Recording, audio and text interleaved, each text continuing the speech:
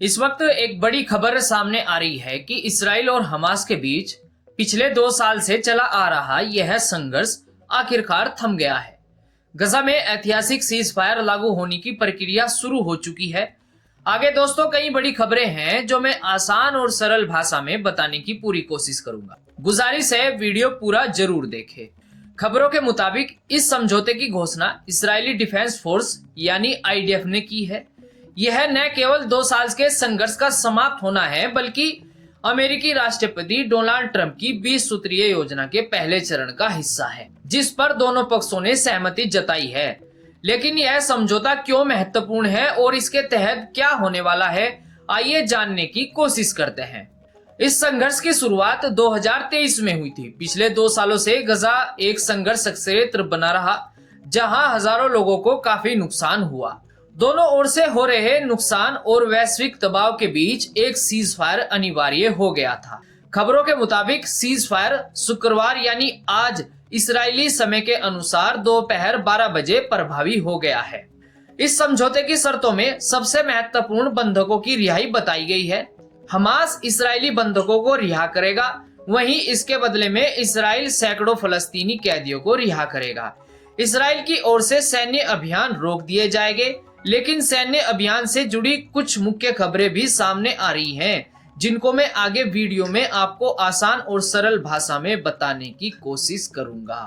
वापस खबरों पर आते हैं।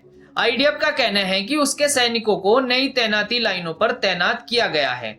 नई लाइनों पर तैनाती का मुख्य उद्देश्य संघर्ष विराम को सुनिश्चित करना और बंधकों की वापसी की प्रक्रिया शुरू करना है। इस संघर्ष विराम समझौते को अमेरिकी राष्ट्रपति ट्रंप की बड़ी कूटनीति सफलता माना जा रहा है। खबरें बता रही है कि यह समझौता न केवल गजा में तनाव को समाप्त करने का प्रयास है, बल्कि इसका मकसद पूरे मिडिल ईस्ट को स्थिरता प्रदान करना भी है। माना जा रहा है कि इस समझौते में सबसे बड़ी चुनौती यह सुनिश्चित करना है कि यह युद्ध विराम अस्थायी शांति की दिशा में एक कदम बने, न कि कुछ समय का विराम। आपको बता दें कि इस्राएली डिफेंस फोर्स यानी आईडीएफ ने इस्राएली समय के अनुसार आज गजा पट्टी में सहमत तैनाती लाइनों तक अपनी आंशिक वापसी पूरी कर ली है। इसका मतलब है कि इस्राएली सेना ने गजा पट्टी से अपने कुछ सैनिकों को पीछे हटा लिया, यानी वे अब उस सीमा या इलाके तक लौट आए हैं जिस पर पहले से दोनों पक्षों या अंतर्राष्ट्रीय स्तर पर सहमति बनी थी कि वहीं तक सेना रहेगी। रिपोर्ट के मुताबिक इसके साथ युद्ध विराम आधिकारिक रूप से शुरू हो गया है और एक काउंटडाउन भी शुरू हो गया है। समझौते की शर्तों के अनुसार हमास को इस 72 घंटे की अवधि के दौरान सभी मौजूद बंधकों और जितने अब नहीं हैं उन्हें रिहा करना होगा। कहा जाए तो बंधकों की रिहाई की समय सीमा इस्राएली समय के अनुसार सोमवार दोपहर को समाप्त होगी। यह अमेरिका की मध्यस्थता वाले समझौते के पहले चरण का हिस्सा है। कहा यह भी जा रहा है कि यह युद्ध विराम काफी तनावपूर्ण माहौल में हुआ है। आईडीएफ की वापसी कुछ क्षेत्रों में हुई कार्रवाई और टकराव की आड़ में पूरी हुई है, जिसमें एक सैनिक प्रभावित हुआ है। इस बीच कई खबरें यह भी आ रही है कि आईडीएफ की तरफ से भी कई स्थानों पर कार्रवाई की गई है, जिसमें कहा यह भी जा रहा है कि एक इमारत पर कार्रवाई की गई और कई लोग प्रभावित हुए हैं। यानी कहा जाए तो 72 घंटों की घड़ी शुरू हो चुकी है। इस बीच कई स्थानों पर तनाव अभी भी बना दिखाई पड़ता है। अब सबकी निगाहें हमास पर टिकी है कि क्या वे सोमवार तक बंधकों को रिहा करते हैं या नहीं। इन घटनाओं से जुड़ी जो भी जानकारी सामने आएगी हम आपको आसान और सरल भाषा में बताने की पूरी कोशिश करेंगे। बढ़ते हैं अपनी एक बड़ी अपडेट की तरफ। अंतर्राष्ट्रीय राजनीति की गलियों से एक बड़ी और महत्वपूर्ण खबर आ रही है।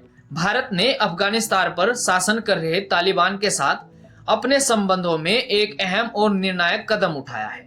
रिपोर्ट के अनुसार भारत के विदेश मंत्री एस जयशंकर ने तालिबान के विदेश मंत्री अमीर से बातचीत में एक महत्वपूर्ण घोषणा की है। आपको बता दें कि तालिबान के विदेश मंत्री भारत दौरे पर है, जहां काबुल में भारतीय दूतावास को फिर से खोलने की बात कही गई है। कहा गया है कि 4 साल बाद काबुल में भारतीय दूतावास का फिर से खुलना भारत अफगानिस्तान के रिश्तों की दिशा में एक बड़ा बदलाव है। तालिबान के विदेश मंत्री अमीर 16 अक्टूबर तक भारत यात्रा पर है और आने वाले दिनों में आगरा और देवबंद के उनके जाने की बात भी काफी सुर्खियों में है। देखना होगा कि वह इन स्थानों पर जाते हैं या नहीं। फिलहाल दोस्तों आज इतना ही। गजा, इजराइल और अंतरराष्ट्रीय खबरों से जुड़ी नई खबरों के साथ जल्द मिलेंगे। तब तक के लिए मुझे दीजिए इजाजत।